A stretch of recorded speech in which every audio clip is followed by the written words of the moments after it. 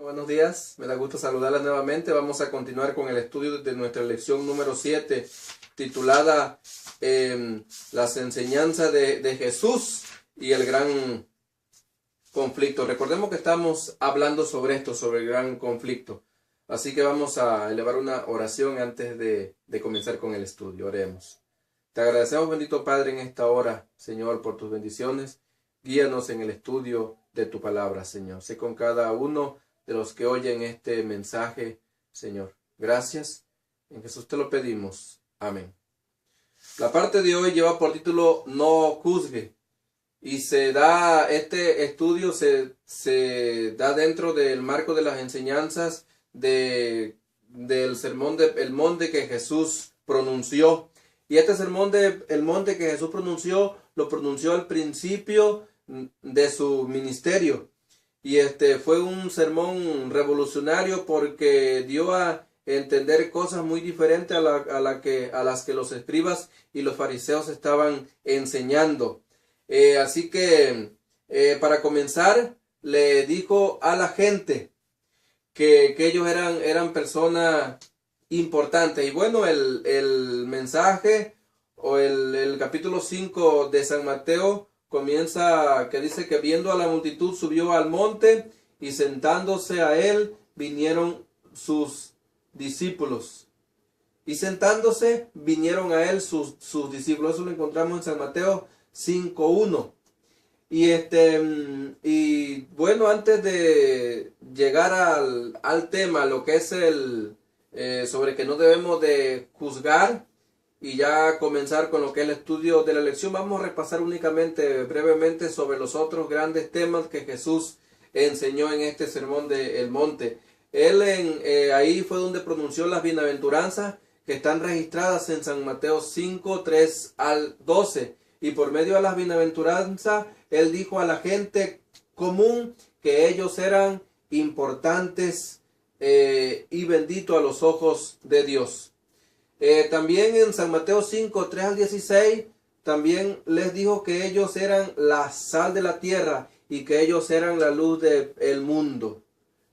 Son tanto la sal y la luz, son dos cosas importantes, así que les dio a entender de que ellos eran valiosos, eran personas importantes a los ojos de Dios. También les habló sobre la santa ley, que ese es un tema también amplio, pero les habló sobre su santa ley, en donde les dijo sobre su importancia y que todos debemos de ser guardadores de ella.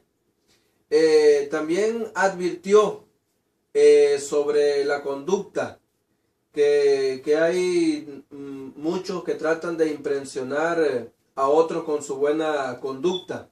Eso lo encontramos en San Mateo 5:20 y se refirió precisamente, o hizo esta mención por los escribas y los fariseos, que ellos ostentaban ser grandes guardadores de la ley, pero Jesús mismo se los dijo en cierta ocasión que su corazón estaba lejos de él. Así que nosotros debemos de ser personas sinceras, personas que no seamos dobles, pues, sino que seamos personas íntegras y que lo que en realidad somos, eso lo vivamos y no tratemos de aparentar únicamente. También les mencionó algo, y esto ya va relacionada de manera directa con el tema de hoy. La moralidad La moralidad se determina por lo que una persona piensa y no solo por sus acciones. Eso nosotros lo leemos ahí en el mismo capítulo de San Mateo 5, versículo 21 al 28. Vuelvo a repetir porque esto es muy importante. La moralidad se determina por lo que una persona piensa y no solo por sus acciones. El pecado no comienza cuando uno lo realiza, sino que cuando uno lo comienza a gestar en el pensamiento, ya ahí está comenzando el pecado, y para Dios ya eso es pecado. Vamos a suponer, si una persona está pensando en robar, para Dios ya robó, porque ya lo empezó a maquinar en su pensamiento. Muy bien. Entonces, viendo esto de que uno, de que ya uno en su pensamiento comienza uno a hacer las cosas, y por lógica uno no sabe los pensamientos de los demás también. Entonces eso es muy importante que lo entendamos para poder determinar bien el por qué ni tú ni yo debemos de juzgar. Vamos a leer en San Mateo 7, 1 al 5. Dice, no juzguéis para que no seáis juzgados, porque con el juicio con que juzgáis seréis juzgados, y con la medida con que medís se os medirá. ¿Por qué miras la paja que está en el ojo de tu hermano y no echas de ver la viga que está en tu propio ojo? ¿O cómo dirás a tu hermano, déjame sacar la paja de tu ojo, cuando tienes la viga en el tuyo? Hipócrita, saca primero la viga de tu propio ojo, y entonces verás bien para sacar la paja del ojo de tu hermano.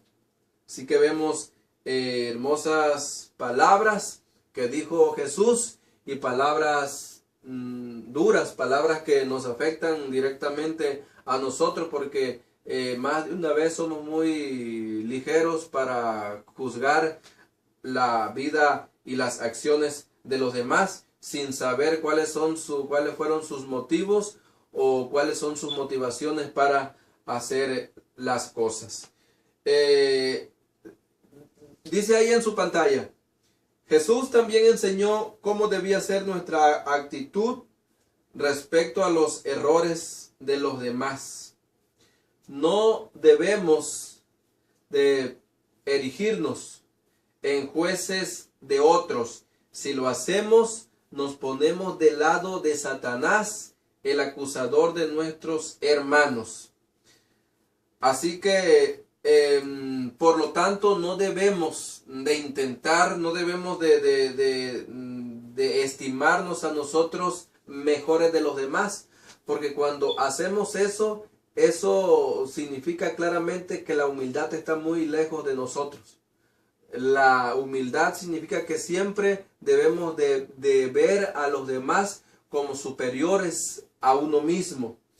Así que cuando hacemos esto y nos convertimos en jueces de los demás, dice aquí la lección que nos ponemos del lado de Satanás, porque Satanás es el único acusador de nuestros hermanos, y eso lo encontramos en Apocalipsis 12:10. Así que yo creo que ni tú ni yo queremos estar al lado de Satanás o hacer la obra que él hace. Pero bueno, dice aquí que no debemos de juzgar al otro. Si lo criticáis, estáis fallando sobre vuestro propio caso, porque demostráis lo que ya mencionamos, de que somos partícipes de Satanás en acusar a los demás. El Señor dice, y hay que meditar bien en esta frase, examinaos a vosotros mismos si estáis en fe. Probaos a vosotros mismos, tal es nuestra obra. Antes de juzgar, antes de ver solamente la falta y los errores de los demás, debemos de examinarnos. Examínate tú, cómo es tu vida. Me tengo que examinar yo, cómo es la mía, y dejar de hacer cosas o el trabajo que no nos corresponde. El único que tiene el derecho y la obra de juzgar, porque él sí sabe cuáles son los pensamientos y las motivaciones de los demás, es Dios. Puede ser que vean las demás personas que yo estoy haciendo una buena obra. Si tú vas a la iglesia, cuando vas, puedes pasar a predicar, puedes pasar la lección, puedes pasar, muchas cosas, pero Dios sabe en realidad cuál es tu motivación. Dios sabe en realidad por qué estás haciendo eso. Si es porque en realidad le quieres servir a Él o porque solamente quieres aparentar. No nos engañemos. Cuando Jesús le dijo a su audiencia que no juzgara, planteó dos puntos importantes. Y uno es este: no debemos erigirnos en jueces de otros. Si lo hacemos, nos ponemos del lado de Satanás. Bueno, ya este punto ya lo habíamos mencionado. Pero es que juzgamos a otros porque hacemos exactamente las mismas cosas que estamos condenando. Cuando nosotros juzgamos a los demás, por lo regular es porque hacemos las mismas cosas que nosotros estamos condenando. Y hacemos esto para distraer la atención de nosotros, o sea, que las demás personas no nos señalen a nosotros, no nos miren a nosotros y su atención sea sobre los demás.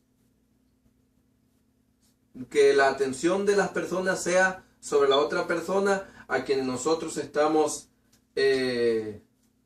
señalando, y eso lo hacemos por lo regular para que nosotros estamos seguros de que no nos están viendo a nosotros. Así que es algo muy importante que debemos de entender y que por lo regular yo creo que muchos de nosotros hacemos para que no nos miren, para que no se den cuenta de lo que nosotros estamos haciendo. Señalamos a la otra persona, quitan de nosotros su atención y empiezan a jugar o a hablar mal de los demás. Así que en otro punto Jesús plantea es que a menudo el problema que vemos en nuestro hermano, dice que es solo muchas veces una fracción de lo que nosotros hacemos. Por lo regular, el problema o la falta que nosotros cometemos es más grande que la persona. Y tal vez dice la lección que en muchas ocasiones ni nos damos cuenta de eso. Pensamos que estoy bien, yo pienso que no tengo falla, yo pienso que mis acciones hacia los demás o hacia cualquier cosa es la mejor, pero pienso eso porque no tengo la capacidad de ver mis errores. Vivo con un preconcepto mal, vivo con un preconcepto de que lo que yo hago está bien y solamente veo la falla de los demás. Es muy fácil para nosotros ver un pedacito, dice aquí, fíjense bien cómo dice. Es muy fácil para nosotros ver un pedacito de acerrín en el ojo del hermano, pero somos incapaces de ver la gran viga que tenemos en nuestro ojo. Así que, mis hermanos, es una hermosa lección, es una enseñanza muy buena. No debemos de juzgar, hermanos. El único acusador es Satanás. Y si nosotros juzgamos, entonces estamos formando parte de su equipo. Dejemos el juicio para el final solamente a Dios. Él sí sabe cuáles son tus pensamientos. Él sí sabe cuáles son las emociones de los demás. Sabe el verdadero motivo por el cual está haciendo algo. Y por lo regular Jesús nunca trata él de condenar, sino que él trata de restaurar a la persona que está caída. Recordemos cuando le trajeron a la mujer encontrada en adulterio, ¿qué fue lo que le dijo? Ni yo te condeno, vete y no peques más. Él no la juzgó, no la sentenció, sino que le dio otra oportunidad porque sabía que en ella estaba tenía la facilidad que si confiaba en el poder de él, ella podía restaurar su vida, y de hecho nosotros conocemos la historia y lo hizo. Así que, hermanos, nuevamente le vuelvo a repetir la misma frase: no juzgues, dejemos solamente el juicio a Dios. En lugar de ver las faltas de los demás y de juzgarlo por lo que hace, mejor hay que ir con espíritu de mansedumbre para tratar de restaurar a la persona caída y que según nosotros es más débil que uno. Así que hay que entonces ponernos en las manos de Dios, para que si tenemos esa costumbre y tenemos ese hábito de juzgar, pedirle a Dios que nos haga unas personas sabias y humildes para que dejemos esta mala costumbre. Vamos a terminar, mis hermanos, con una oración. Que Dios les bendiga. Bendito Padre, gracias por tu bendición. Perdona nuestros pecados, Señor, y ayúdanos a no juzgar, Señor, sino que el juicio lo hagas tú, porque tú sabes los pensamientos y sabes todo, Señor. Cuídanos en este día. En el nombre de Jesús te lo pedimos. Amén.